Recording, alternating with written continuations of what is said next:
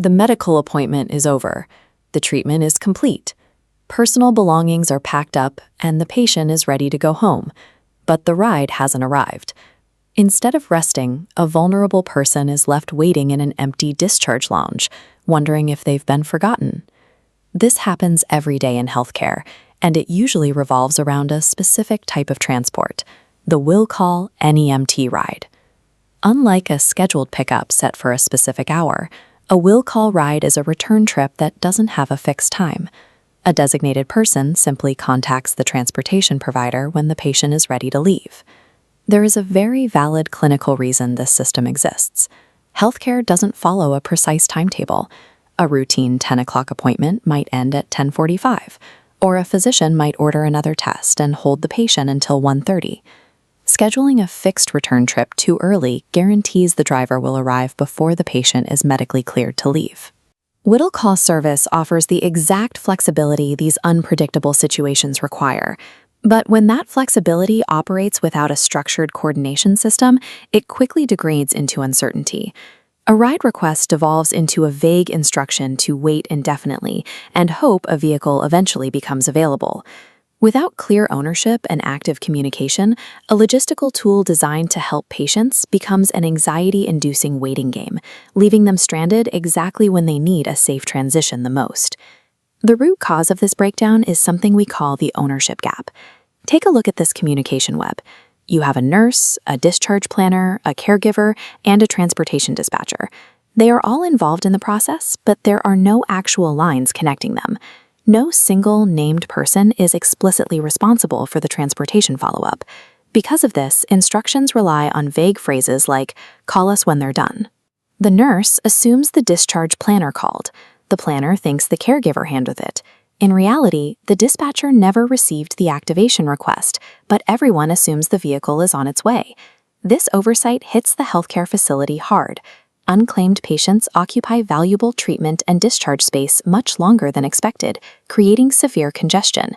Meanwhile, clinical staff waste critical time making repeated phone calls to track down missing vehicles, instead of focusing on care. At the same time, caregivers are forced into the role of a remote command center.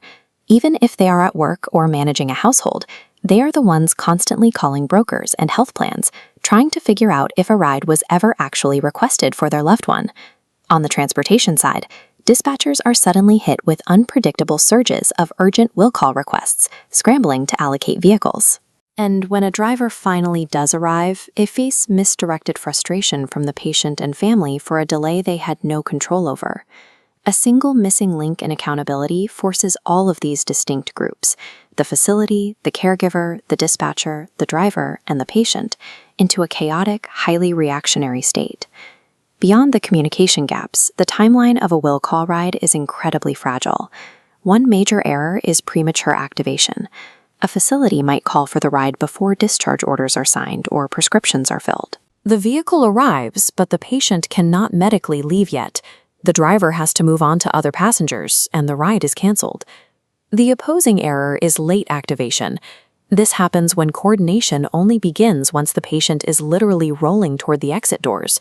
The transportation provider now needs time to locate an appropriate driver and travel to the facility, creating an unavoidable delay. Even if the timing is right, inaccurate dispatch information stalls the process. If a facility fails to mention a patient requires a wheelchair-accessible vehicle, or if they provide the wrong building entrance, the driver arrives but cannot actually perform the transport. Shift changes add another layer of risk. The employee who initially activated the trip leaves for the day, and the incoming medical staff has no idea which company was contacted, what the confirmation number is, or when the vehicle will arrive. When these individual chronological errors compound, the entire process resets. The patient is pushed to the absolute bottom of the dispatch queue, extending their wait indefinitely. Fixing this system doesn't mean promising a vehicle will instantly appear the second an appointment ends. Healthcare and traffic are too unpredictable for that. The real goal is to eliminate preventable confusion and establish strict accountability so no patient becomes invisible while waiting. Step 1 is closing the ownership gap. Every will call trip requires one named activation owner, a specific nurse, discharge planner, or coordinator who takes personal responsibility for tracking the ride. Next, facilities must adhere to strict ride readiness criteria. Transportation should only be activated when discharge orders are complete, personal belongings are packed, and the patient is fully capable of moving to the pickup point under facility procedures. Once ride ready, we use closed-loop activation.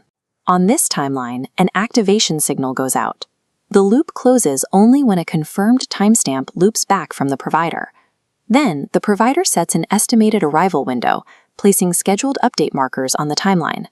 Staff and patients know exactly when to expect updates. During this window, the facility must ensure the patient has a safe, indoor waiting area equipped for their specific medical needs. If the estimated pickup time passes, there must be a defined escalation ladder, a pre-planned set of actions to locate the vehicle without starting from scratch. These steps transform fragmented guesses into a unified, auditable chain of custody. Everyone knows who is responsible for the patient at every second of the transition. Even with a perfect activation process, the job is not complete merely because a vehicle enters the parking lot. Vehicle arrived and patient transported are two entirely different events. Before the trip can be closed out, a final handoff must occur. The facility and driver must verify they have the correct passenger, the right vehicle for their mobility needs, necessary medical equipment, and the accurate destination. When this systematic approach is applied, facility congestion drops, dispatchers can accurately plan their routes, and the patient's dignity is preserved through clear communication. Because the medical visit may be finished, but our responsibility to the patient is not complete until the ride home is safely underway.